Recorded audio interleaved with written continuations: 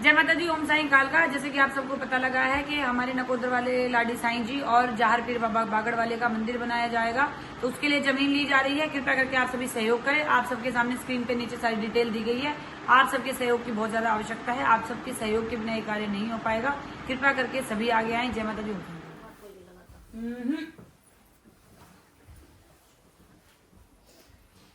झूठ बोलोगे, अपना समय बर्बाद कर रहे हो। अभी तक तो कोई किसी ने दरबार लगा है तेरे घर में, गुरु चल रही है तेरे घर में, और छोटे बच्चे परेशान रहते हैं तेरे घर में। बच्चे तो मेरे ही परेशान है।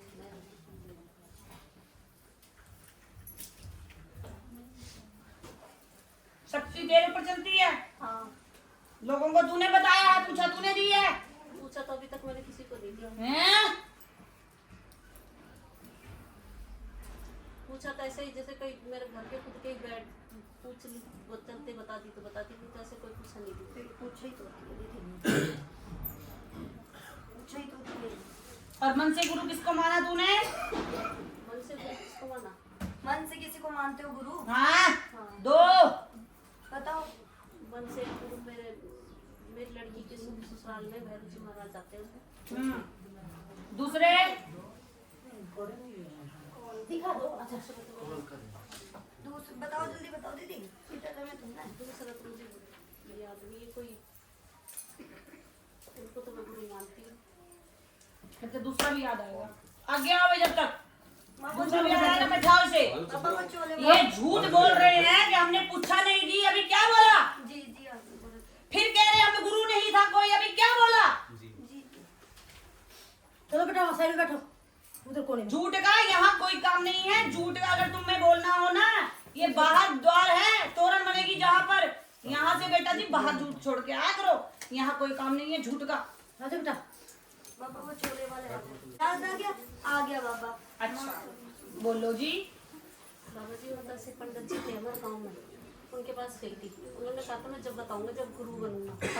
तो वो हर रोज डिमांड, पैसों की डिमांड, हर रोज कभी 2100 कभी तू तो पापा को मना कर रही थी बेटे, तुम्हारे चक्कर में बाबा गुस्सा होकर चला गया। बोल सकते उनको मन से गुरु नहीं माना। अरे बेटा, जिसको तुमने एक बार मुंह से गुरु शब्द निकल गया ना, वो गुरु हो गया। अब मेरे को बता किस काम के लिए आई मेरे पास? सच सच बता। तू अपने सिर्फ घर वालों की बोल रही है। बाबा ये बता रहा है कि तूने पास पड़ोस में भी बताया है। मैं तो ऐसे मन में कोई दुखियारी दिख जाता है उसको कह देती हूँ। मैं बोल सकते ठीक है बेटा, अब मेरे बात ध्यान से सुनो। मैं क्यों दुखी हूँ? मैं बता रही हूँ क्यों दुखी है, फिर मानने की तो फिर नहीं, तो फिर याद करने के लिए बैठ रही हूँ। अब नाम बोलो। नाम बताओ। मेरा नाम सुषमा है। सुषमा। और बेटा तेरे तेल वेल कुछ लाई थी लाडो? मैं 3 बार आ गई, तीनों बार तेल। इस बीच में कहीं और पूछा तो नहीं ली? मेरी बहन जाती है, उसके पास झाड़ा लगवाने गई थी मैं।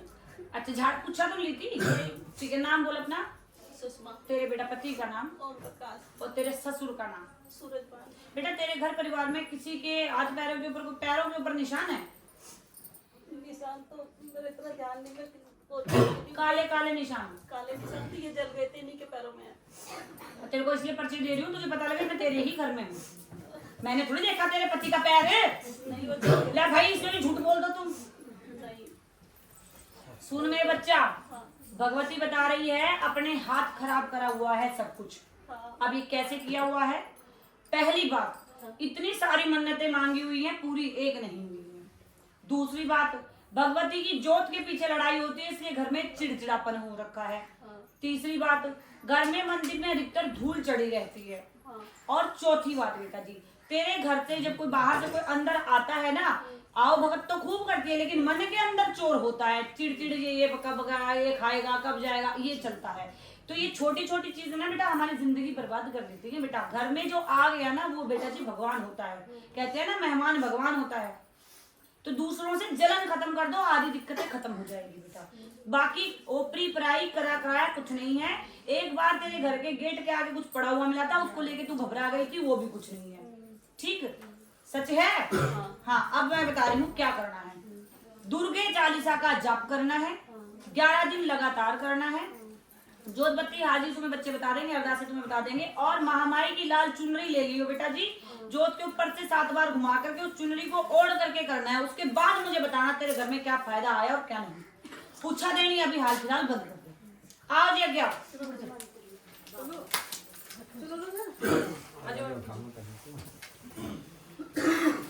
जल्दी काम बोल बेटा, फटाफट बोल, कहाँ से आई ये बता, क्या लाई ये बता।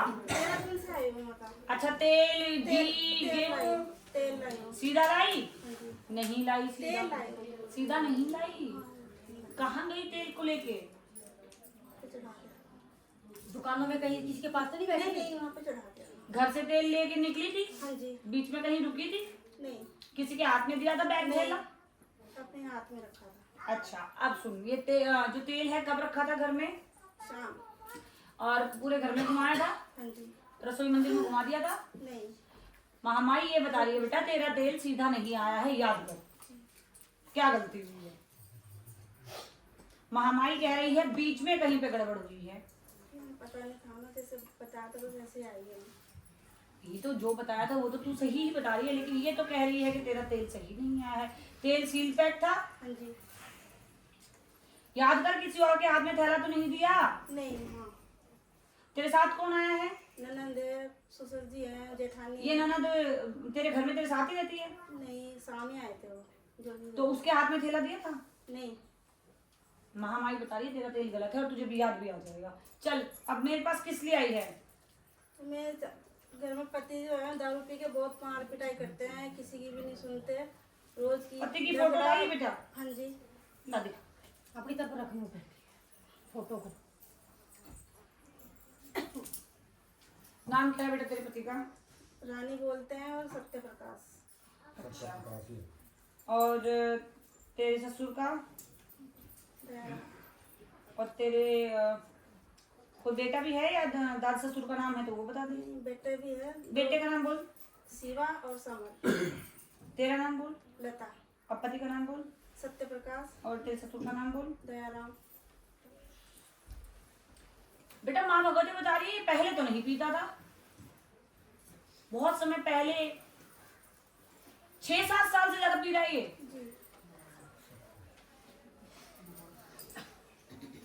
लड़ाई झगड़ा भी है बेटा घर में? बहुत ज्यादा। ये घर में खून नजर आ रहा है कि चोट वोट भी लग जाती है कि लड़ाई झगड़े में? हाँ लग जाती है, चोट भी लग जाती है। हाँ तो कहीं जाने देता है, अगर जाती हूँ तो लड़ाई करता है। ये बाबूजी किसी और के चक्कर में भी है। उसका बाप साथ आया बैठा होगा, उसके सामने कह रही हूँ।